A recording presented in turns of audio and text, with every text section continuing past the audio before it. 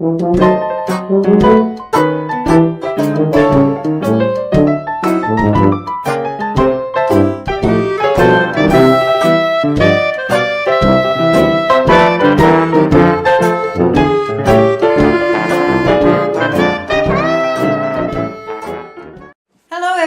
it's Grandmama. Time for another story from a hometown scrapbook by Ben Weatherwax. A.G. Hopkins. Hello there. We've opened the scrapbook to a page that tells the story of a very remarkable man who once lived among us. In his 90 years, he saw a lot of things and left behind many accomplishments. In fact, his story is as colorful and as filled with interest as any that Grays Harbor has to tell. Before he laid down his load, he could look back on such events as Sherman's march to the sea, pioneering the frontier west, election as a reform mayor of a Wild West town, and a crusader for law and order. He saw service of one type or another in 3 wars for his country, and he became in his last years one of the best known citizens of Grays Harbor. So when Dick has taken his customary few seconds for our sponsors, we'll open the scrapbook to find the story of A.G. Hopkins, who marched with Sherman, fought the bootleggers, campaigned for mayor, and won when he was nearly 80 years of age. One of the richest and most colorful stories in our scrapbook. But first, Dick and a few words from our sponsors. When Albert G. Hopkins died on December 28, 1936, all Grays Harbor paused to pay a moment of tribute to the grand old campaigner. For the harbor had lost a remarkable man. He had many friends. He also had more than one man's share of enemies. For he was a man who did things, and men who do things make enemies along with friends. And they do things, what they think is right, in spite of their adversaries. Albert Hopkins saw the light of day on March 27, 1846. It was McHenry County, Illinois, the frontier of young America, the country that was about to produce a statesman and a president named Abe Lincoln.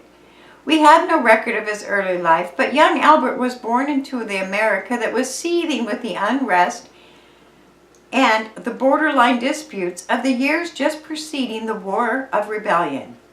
What he had thought of and where his hopes and ideals rested in a nation torn apart, we don't know. But we do know that when the arrest flared into violence at the bombardment of Fort Sumter, this young man was ready to serve his country.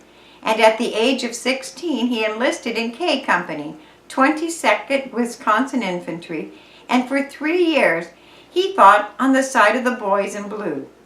He was still part of the Wisconsin Regiment when it was assigned to the command of General Sherman, and that brilliant tactician, who observed it war as hell, started his devastating march to the sea that destroyed the economy of the South and brought it to the verge of defeat. Al Hopkins was a young man of 19 when he marched with Sherman, and although he took off the blue uniform a year later, he was to be wearing the uniform of his country more than 50 years later. For as we'll see, Al Hopkins was a stout lad and a stout man. They were quiet years following the war as the South teemed with unrest and reconstruction, but the North moved quickly back to the peace and complacency. A.G. Hopkins acquired a wife and a family, and as the tide of immigration moved west, he moved with it. In 1898, at the age of 52, he arrived at Grays Harbor.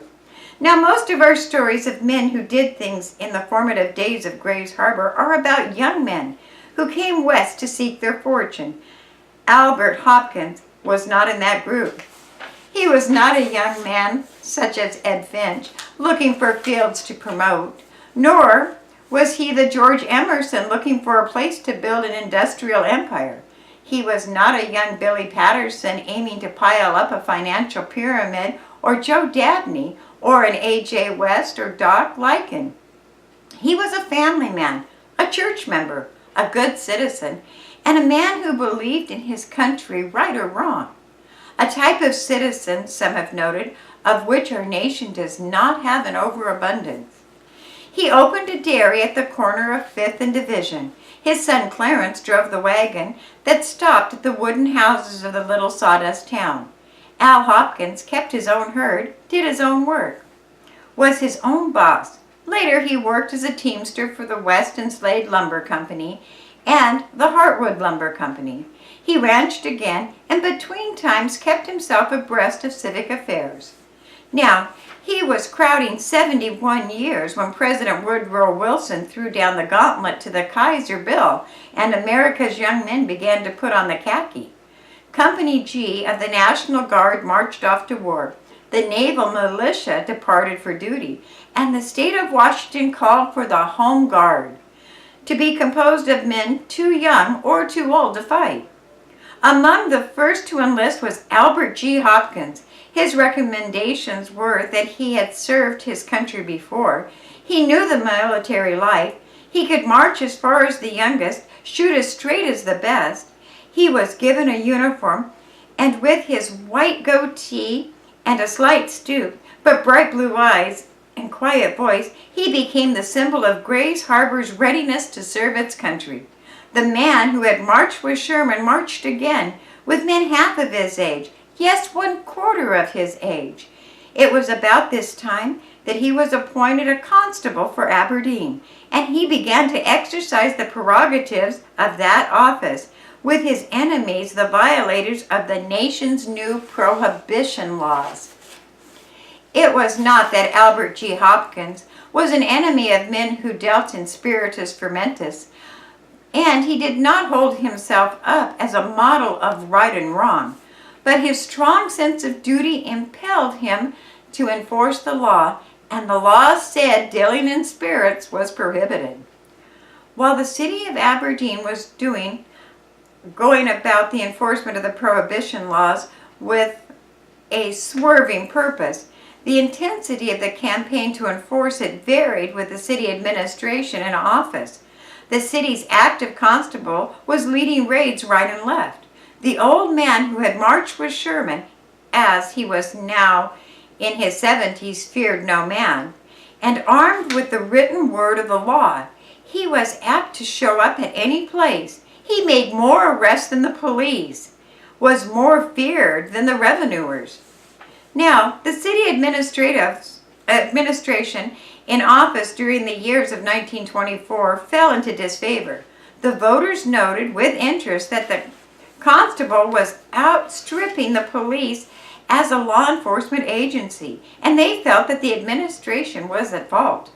And as the forces shaped up for the election in the fall of 1924, a cleanup party entered the field of politics.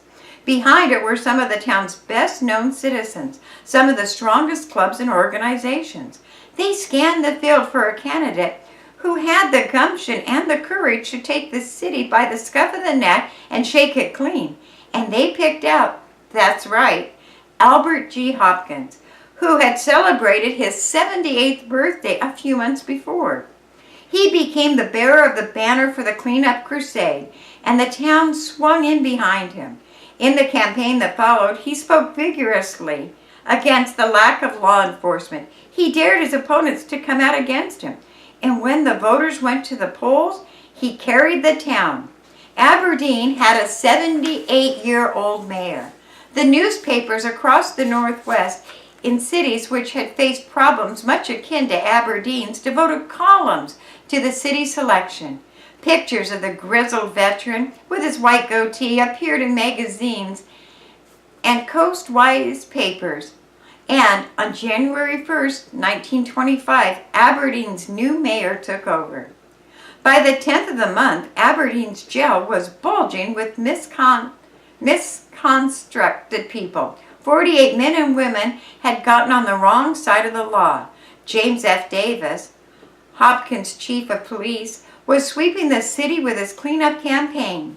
Card games were stopped in the pool halls and cigar stores. Juveniles were arrested for loitering in pool halls, and their managers of the pool halls were in court for permitting them there. A man who couldn't walk a straight line or who had alcohol in his breath went to jail. Possession went him up for 30 days. On the 12th of January, 16 persons were arrested for violation of the city's ordinances. And the following Wednesday night, the 14th of January, Aberdeen City Council chambers were jammed to capacity with a crowd of citizens protesting the rigid use of the new broom. W.J. Patterson, the town's law unto himself, called the new mayor on the telephone and urged less rigid conformance with the law. That evening, a squad of law enforcement agents, headed by Chief of Detectives Frank Tolson, raided the Patterson residence, the town's castle in Violet on North K Street, and searched the house from top to bottom for liquor. The raiders, in addition to Tolson, were Constable H.A. Hastings of Hoquiam, T.D. Gerstaner, and Z.W. Ellis of Aberdeen, and they were armed with a warrant issued by Justice Earl Davis of Cosmopolis. The raiders were greeted, and the search was aided by Patterson himself, and although nothing was found, the story made front-page news for Grays Harbor. Capers Weekly, a national publication, devoted a page to the city's crusading mayor, and the voters cheered. Now, no one can do as complete a job as Aberdeen's new mayor was doing without stepping on toes, and the intricacies of politics were somewhat confusing to this veteran of many campaigns who believed in going straight to the source of a problem. Every council meeting was packed with residents who came for the fireworks and were seldom disappointed. Albert Phillips, councilman from the 1st Ward and chairman of police committee, led the attack on the mayor. And finally, the mayor decided to clean house in the police department. Not satisfied with the operation of his police chief, he fired Davis and appointed Harry Alley. Frank O'Brien, a veteran of the force, came back as chief of detectives.